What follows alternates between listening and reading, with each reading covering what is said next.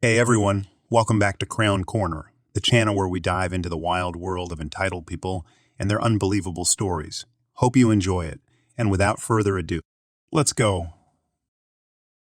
So yesterday I posted about having a nasty encounter with a neighbor of mine who was apparently too good to pick up after her dog. She made sure to let me know that I was the entitled one for not wanting dog poop all over the property, and she made sure to toss in some classist remarks expecting maintenance people to clean it up. Someone suggested in the comments that she might be the pathetic sort to come back and intentionally try to provoke us. I thought for sure she wouldn't be that dumb. Turns out I was the fool for giving her that much credit. But it's a good thing she did because I got a great video of her. I'm not going to upload it for a number of reasons, but I might she tries to do it to me. It played out in Entitled Loser 101 to a degree that it almost felt unreal. I can't believe people like this truly exist. She came by, intentionally brought her dog right beneath our balcony this time and waited. I was like, cool, let's record. So we sit there, she waits for her dog to poop, then she starts to walk away, of course. Proof. Thank you. However, as she walked away, she saw that I was recording and turned back. She started shrieking, "Oh my God, are you trying to record me?" You know that's illegal, right? I said, yes, I am. It's not illegal. You're in a public space. She starts yelling at me to mind my own business, and none of this concerns me. I told her that it did concern me because I live here too, and I don't want a poop-covered apartment complex. Nor do any of the other residents, I would imagine. She told me I didn't own the complex, like that makes it okay. Do you, ma'am? We had a back and forth, and she started recording me back, telling me threatening things like, thanks for exposing yourself, implying that she's going to dox me and put it online. Hopefully nothing comes of that, just because I want my privacy, but I haven't done anything wrong, so I'm not worried about it otherwise. When that didn't upset me, as she'd clearly intended, she started trying to insult me, and it was hilarious. This is probably because of your weight. My best friend and I burst out laughing. She called me a fat bee, so I started recording again to catch anything else she might say. She told me she was reporting me, and I told her to please do it so they'd know who she was when I report her. It was freaking bonkers. This woman is a nightmare. I'm actually worried this is going to escalate into something even worse. But I guess we'll see.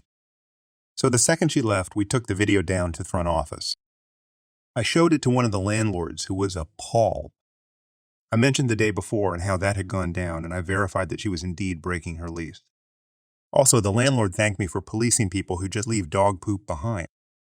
She said they've been trying to get people to take responsibility, and it's turning into a real issue. After that, she gave me her email and asked me to send her the videos. I did so, and now we'll see how it unfolds. I also told her that the woman threatened to report me, so she may actually call in herself and unintentionally turn herself in. I also mentioned worrying about potential retaliation so that it's just out there. If she calls the cops, I fortunately have the video, so she won't be able to make up anything about me harassing her or something. I've been told to not engage with her if she comes back again, but to just contact the office and tell them she's here. I really don't know what to expect. I just wanted to enjoy a nice morning on my balcony. I'm seriously blown away. All this because someone asked you to pick up your dog's poop. What is this world coming to? This happened a few years ago when I was serving overseas with the U.S. military. The location I was at was in poorer area. There's a fair number of panhandlers, a lot of petty crime, and just people doing stupid crap. Well, one racket that goes on in this area and apparently in other areas of the country too is the local cops incentivize reporting vehicles with out-of-date inspection stickers. Apparently, they give these people access to the inspection database if they think the sticker is fake or stolen, which actually does happen. If you drive a motorcycle, one of the things they tell you when you in process is to keep the sticker in your wallet and not on the vehicle, or else it'll just get peeled off. Anyway, what these people will do if they find a car with an out-of-date sticker or if they run the plates and find it's out of date, they will jimmy the door open, steal every single thing out of the car, and leave a note that they've taken it to the police station. The idea is that you show up at the police station to get your stuff and they force you to pay the fine for an overdue sticker and then give you a deadline for an inspection, or else you'll get another fine. Well, I came out to my car one morning and lo and behold, there was a note on my seat saying that all my stuff was at the local police station. Because my inspection sticker was fake and I had to go get it. Not only am I late for work, my kid is also going to be late for school because there's no bus and I have to drive her every morning on my way. Also, my inspection sticker is not out of date, so I have no idea what's going on. Now, here's the thing that was extremely problematic, was I had put my passport and my wife kids in the glove box because I was taking them to the base to get some paperwork done, as well as grab some paperwork from my wife to apply for a new passport because hers was expired. I'm very forgetful, so I put them in the night before and made sure the car was locked. Yeah, dumb mistake. Anyway, I get to the station, ask them what the heck was going on. And then when I have them look at the inspection documents that the guy had taken, which clearly stated the car had been inspected and was current, they apologized and told me that they would give my things back, and I had to wait there for a second. I asked to file a police report for theft, but they looked at me like I had 3 heads and told me nothing was stolen, even though somebody broke into my car and took my things. This is when a light bulb went off in my head, and this might fall into the unethical category. The guy had taken official U.S. passports, which might be a problem, but probably nothing would come of it since they were turned right into the police. However, I asked him where my wife's passport was. They told me that whatever is there is there. I said I needed a police report because I needed to contact the U.S. Embassy about a stolen passport. And the fact that this police station would know exactly who the person was that stole it because they had dropped off my things that morning. I've never seen someone's attitude change as quickly as that cop's attitude changed. He tried to talk me out of filing a police report, but I was pretty insistent, so I went ahead with the police report. And then I did contact the embassy and reported the passport stolen and gave them all the information of the police station, and when I got the police report, I emailed it to them as well. Wound up getting a free passport out of it for my trouble. The embassy told me they were going to handle it, and from what I heard, the person who broke into my car actually got arrested and fined, and was looking at additional charges because he stole foreign documents. Really would have liked to have been a fly on the wall when one of the local cops rolled into wherever he was at and told him to come with them. I don't feel bad at all. Hopefully, dude learned his lesson and I did not have any further issues until I PTSD home. This story happened when I was 20 and worked in a McDonald's while studying at university. I was shy and inexperienced of human nature, and it was my first job in the restaurant industry. McDonald's probably was a bold choice for a girl like that, but despite the humiliation and suffering, I'm glad I chose it because it made me tough. One day on my second week of working there, I finished my shift at 10 p.m.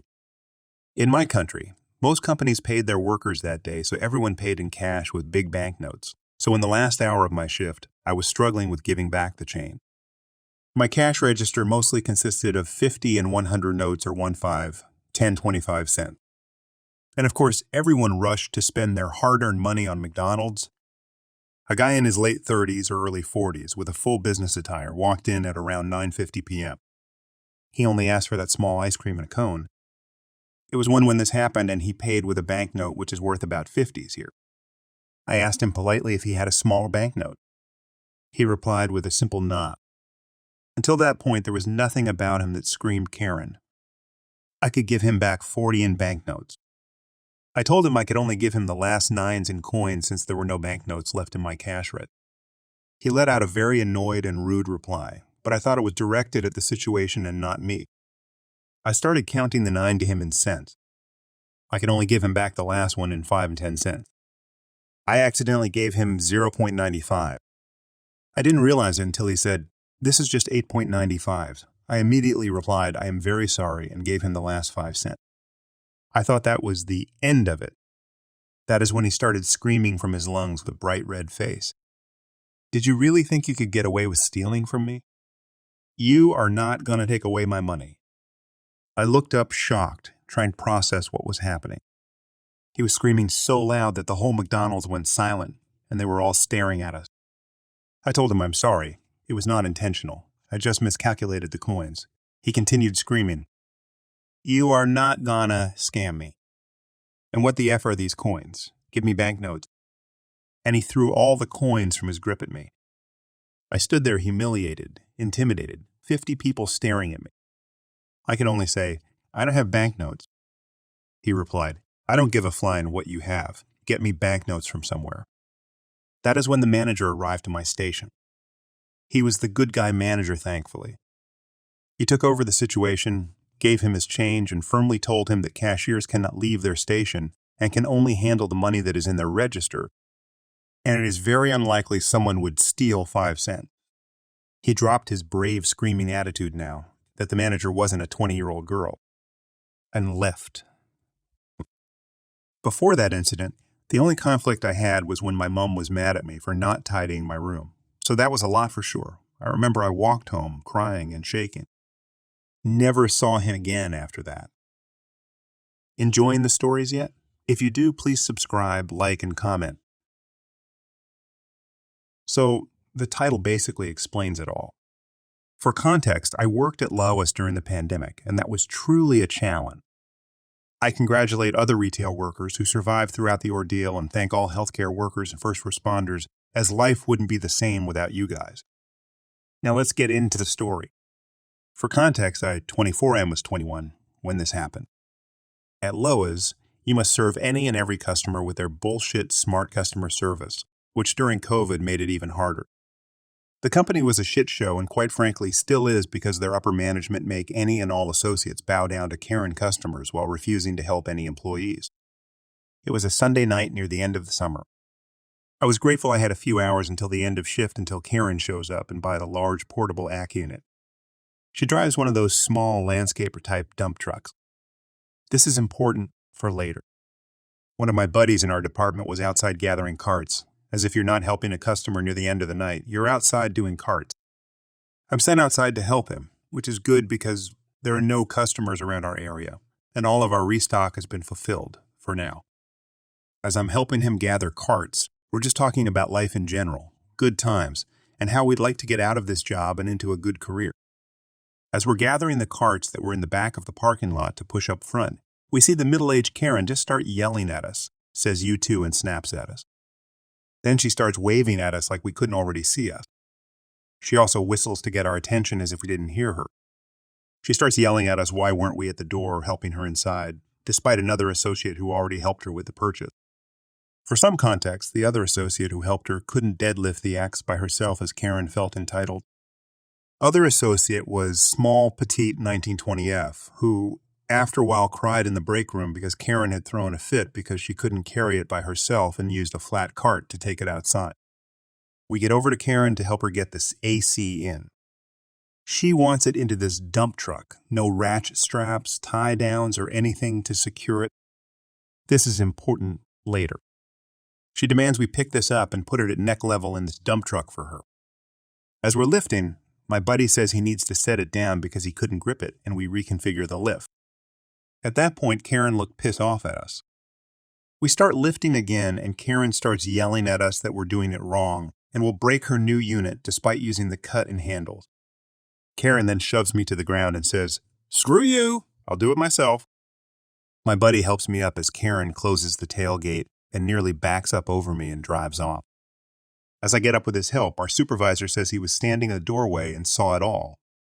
He informed me that the store cameras recorded it if I wanted to contact HR and tell them what occurred, though he cautioned I shouldn't pursue it because the store management would feel the store's reputation. And sales would be at risk since if I pressed charges it would affect their revenue. He also explained they would find an excuse to fire me. He did say what I do in my off time. He has no control over, suggesting I should pursue charges off the clock. I went home a few hours later to my house as I didn't make enough to afford to live on my own. I tell my dad what happened and he wasn't much help. My own damn father told me I had shrug it off and let it go. He told me I should man up and not be a little witch, even though my own body was violated by a middle-aged Karen and I shouldn't pursue it as I don't have proof and other shit. I had to work from like 10:06 the next day, and I found out from an appliance associate that Karen came back around 8 a.m. or so and screamed at customer service and that her new AC unit was broken and she wanted a full refund. The store manager gave her a refund, and all despite she berated, harassed, and assaulted a few associates. The store and company don't have your back, and they'll sew anything to retain a customer. I'm glad I left there a few months later. Lois has progressively gotten worse, and I work in another sector. Also, 1920 petite associate left shortly after that.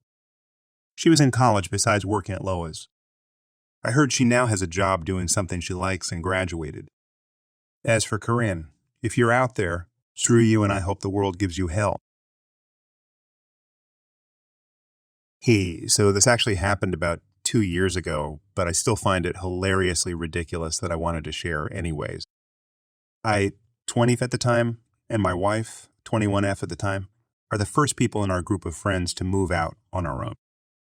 We have a 2-bedroom, 1-bathroom apartment, and we use the second bedroom as an office for my wife's side business and hobbies.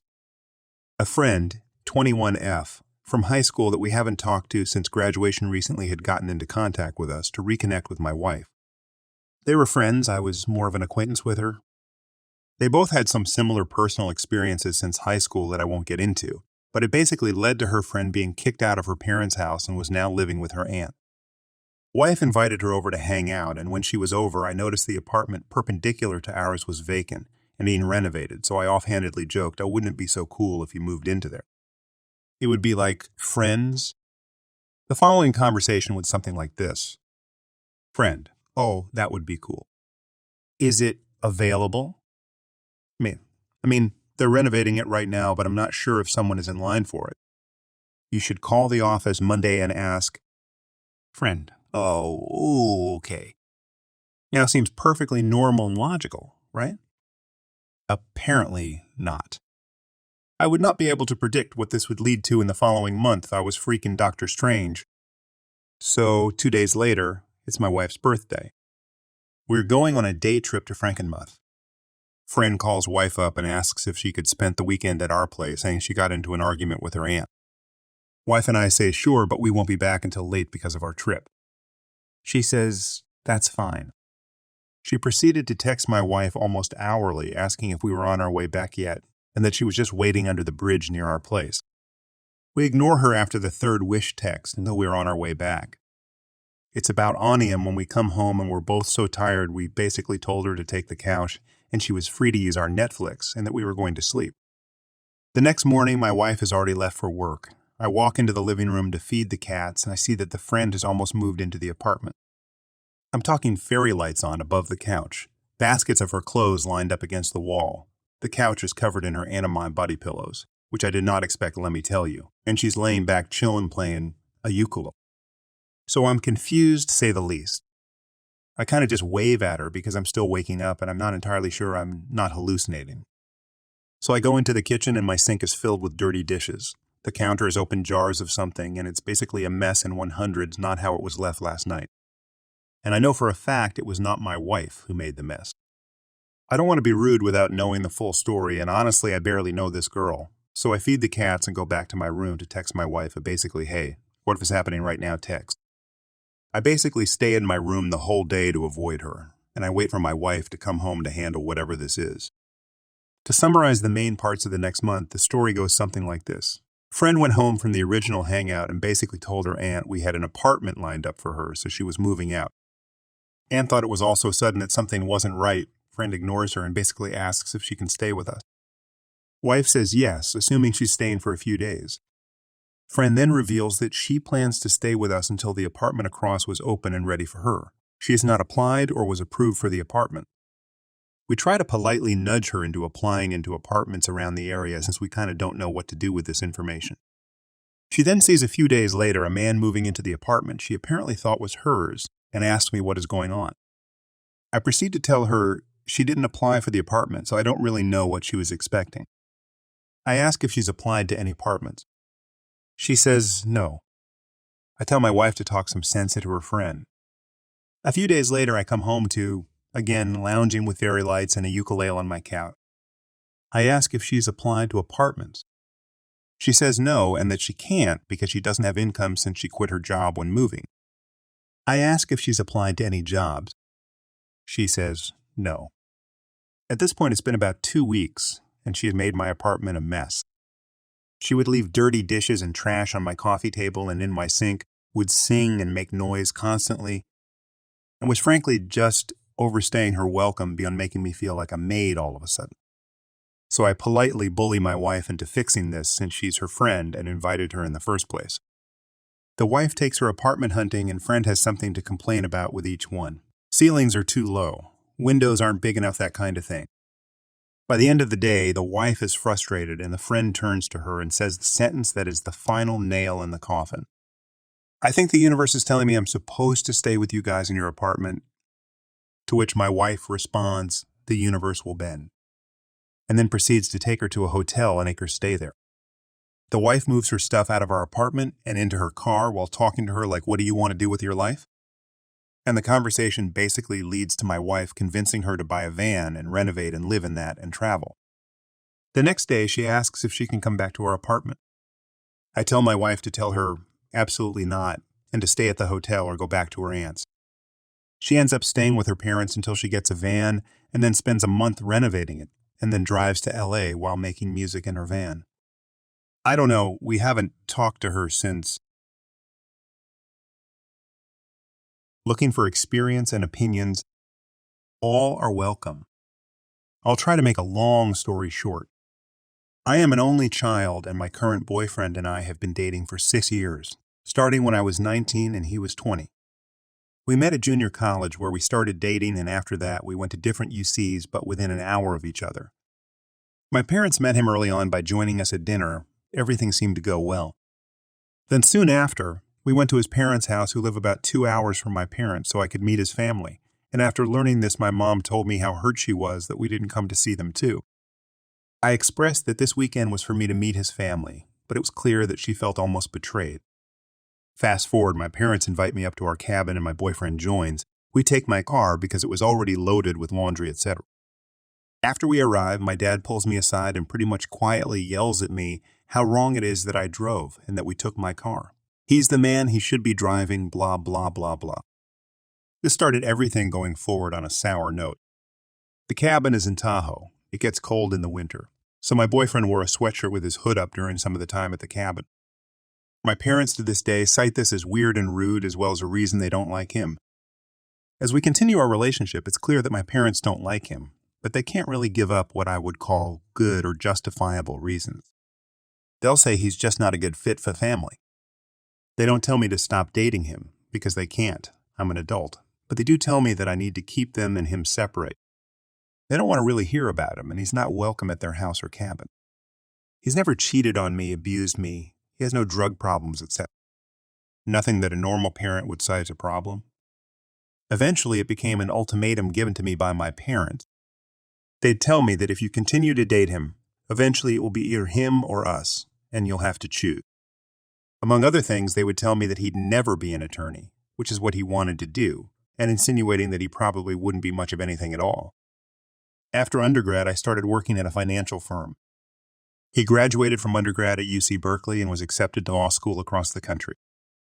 We were always very serious about each other and made the decision to do long distance until he graduated and moved back to Cal.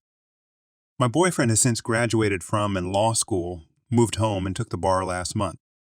He starts work this October and had contracts since last year. They have known about this as well. Now, 6 years into our relationship, I call my parents and tell them that we are going to be moving in together. About 20 minutes later, I get a text from my mom saying that she doesn't want to rain on my parade, but that this path excludes her and my dad from my future. That they love me, but they can't be in my life if I choose to be with my boyfriend. I told them I would never understand. Since then, they have sent me more and more text messages saying stuff like, we feel like we're losing our daughter, this is heartbreaking, etc. And all at the same time including that this is my choice and my fault. I texted my parents that I thought my boyfriend and I should come over and talk, that texting about this kind of thing is stupid, but not to be patronized or belittled, and if it turned to screaming that we would leave. My parents then replied that they wanted to see me face to face to talk, but that my boyfriend isn't allowed. My boyfriend even called my father the night of the initial "we can't be part of your life" text to try and talk or meet up and see if there was a way to talk through any legitimate concern. My dad did not answer and responded until a week plus later, only to text him that they haven't really ever liked him, that he wants to work through it with me alone, and it's mine and my boyfriend's fault for not trying to address things earlier. Among other ridiculous reasons to not like my boyfriend were Berkeley isn't a man's college, my dad. One time in college, my professor lost my final exam, and when I found out via my final grades and was frantically calling her to figure out what happened, my parents told my boyfriend, see, this is why we didn't want her to have a boyfriend in college. They found ways to blame him for everything. The only thing that ever had any merit was that he wasn't working yet. Well, this was because he was going to school to be a lawyer. Apparently, marrying someone who will make a lot of money is a bad thing. My boyfriend is the nicest, most calm and peaceful person ever, and he loves me more than anything. But apparently their pride is more important than being wrong and accepting him. I guess I'm just trying to figure out if this is normal, or if it's as wrong as it feels to my boyfriend and I. To boyfriend as well as my parents and myself are of the same race. Somewhat similar financial status as well. No important details left out, I promise. I wanted objective feedback. Believe me, if there was more, my parents would make it known to me and I would have included it in this post. Update. Hi everyone, updating you all on this long-awaited resolution. After many more hurtful texts from my parents that said they can't accept my partner, and that it doesn't matter if he's a good fit for me. If he's not a good fit for my family, then it's never going to work out. I went over in person to meet with them and pick up my legal document. They made it clear that my boyfriend was not welcome, and that this was a family matter they needed to speak with only me about. Clear manipulation, obviously. So I went alone. I'm on my way. I know what I think and how I feel. I'm very sure of what I plan on saying. Thanks to Reddit, I have additional confirmation that I'm not crazy or wrong or a bad person, but they are in fact in the wrong. It was strange walking into your parents' house and feeling like you're meeting strangers. Kind of felt like having a 26-year-long relationship and being broken up with via text, then having to go pick up your crap and memories from your ex's house. Except that X is your parents. After about an hour of small talk, we got into the nitty-gritty convo about the elephant in the room. A previous text that week had said, "We don't expect to change your mind. We just want to talk." But it's clear that this in-person meeting was a last-ditch attempt to shake me from my reality and into theirs. They came at me from every angle. He's not a man's man. Dad, I don't respect him. Dad, I hate him. He's taking away the most precious thing in our life. How could you not hate someone like that? Dad, even at some point physically threatening him. My mom was either agreeing or adding little tidbits and reminders of things she doesn't like about him, some of which are things I mentioned in my previous post about when I went to meet his family and didn't see her and my dad too. Mentioning also that she doesn't like that I made the first move to talk to my boyfriend and not the other way around. You get the gist. It was all-out war on my BF. They tell me I'm depriving them of a son-in-law. They say he is selfish for not breaking up with me years ago when he realized that my parents didn't like him. They even just started blindly throwing out shots like, I don't even know if he has any friends. Like what the F mom and dad. Of course you don't crap about him because you've made me keep my relationship out of earshot for 6 years, but I digress. It ends up being a 3-hour-long conversation where I spoke for all of maybe 5 minutes with my heart rate at 150, the whole time. Thanks for reminding me of that Apple Watch. They also don't fail to mention a few other shining points such as, we knew you would put this on us. This is not an ultimatum. We are just reacting to your decision and choices. Was their reply to my saying, this is not my choice. This is an ultimatum you've given me and neither my BF or I want this. We knew you would make us the bad guys because we're not Team Boyfriend's name. Any of your friends and family who say we will come around or it will get better is lying to you and saying what you want to hear. And asked me why they should like or be impressed by my BF. I told them various accolades. Dad replied with education doesn't impress me. I told them how wonderful he was through some of the toughest times in my life, college, and how he supported and kept me sane when even my parents were coming down on me about how I wasn't doing enough. They said that's what any boyfriend would do.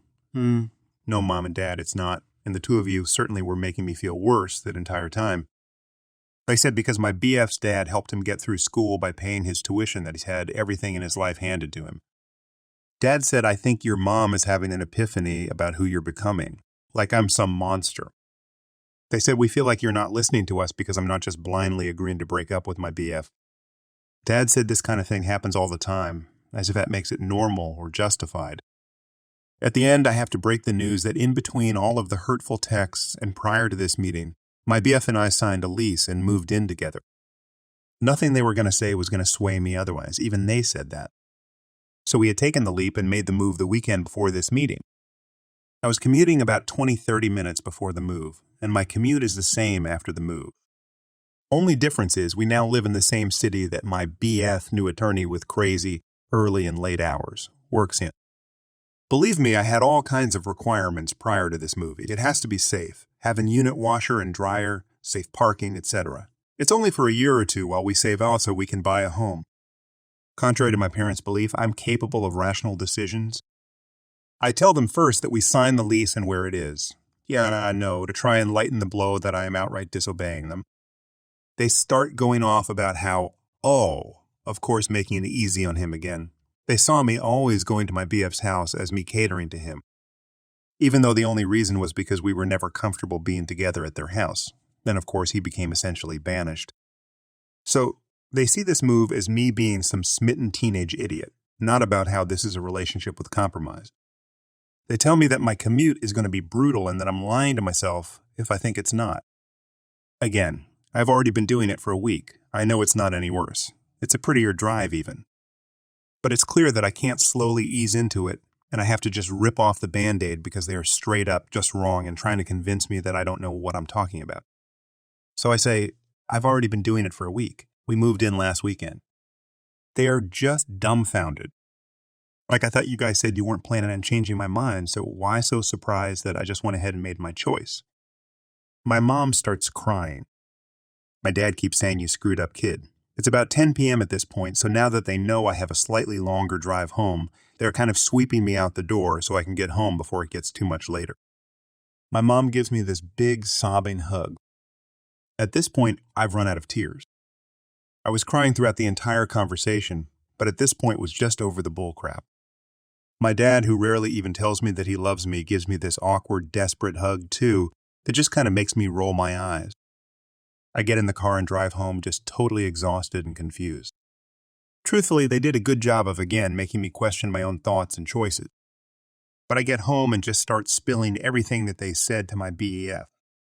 He's not surprised, but as I said in my last post, he remains Swiss in all of this and doesn't say anything crappy about them. He just holds me close and lets me vent. Something else that came up during our lovely 3-hour discussion was my anxiety. I have previously shared with them that I think they are a huge source of it and had been throughout my childhood as well. Prior discussions have always gone nowhere you had it so easy. We don't ask that much of you, etc. Clearly not listening to me. So I brought it up again in this discussion, how my parents are a huge source of anxiety and my BF at a calm rock in all of it, that I'm so grateful he's such a great partner. My dad screams at me how he never laid a damn hand on me and how he was physically disciplined as a child, and that he can't own that he and they could have anything to do with my being an anxious person. He even says you need damn therapy. Like, yes, Dad, thank you, I sure do, and also if you also said I have a hard time swallowing that I had anything to do with your anxiety. You're going to have to work out those demons with yourself. All of this to say, the answer you've all waited for is that I moved in with my BF, am keeping Mom and Dad at arm's length, and also I've started therapy. It's 26 years of emotional abuse and narcissism to unpack and learn from, but I'm working through it. The guilt, tripping, and lack of boundaries is so real and has been so real for forever. I know my situation isn't as bad as others and is also worse than others, but for all of you out there in similar situations, seek therapy. It is a really good thing. There's so much behavior to unlearn and grow from. Even if you don't think it's that bad and that you're doing fine, see a therapist if you can. Your abusers have learned behavior too. They have learned how to get to you and how to manipulate you, whether it's vindictive or not. They have learned how to make you do what they want and think what they think, and then they know how to make you feel horrible about doing anything differently. Seek counsel and family and friends whose advice you trust. Seek therapy and above all, trust yourself. I still get very emotional about all of this. It's still a very fresh wound. I mourn the relationship I had with my mom and one I will never have with my dad. My health is definitely suffering at the moment from all of the stress, but I'm working on getting my mental health back and I know my body will follow. Breaking the wheel is hard and terrifying. It's like being a crate-trained puppy forever and finally being allowed to go outside, but outside is unknown. The crate is all you know, and even though you know the crate is confining and freedom is in front of you, it's also unfamiliar, uncertain, and frightening. You know what's behind you and it's easy to want to run back to it? But no matter what is in front of you, it's better than the crate. The crate is not living for yourself, it's living for someone else. So go out and make your own life. I hope this story can help someone else out there like me who is seeking validation about their feelings and situation. Thank you again to all the Redditors who shared their thoughtful insight and advice. It truly got me through the most difficult days of my life.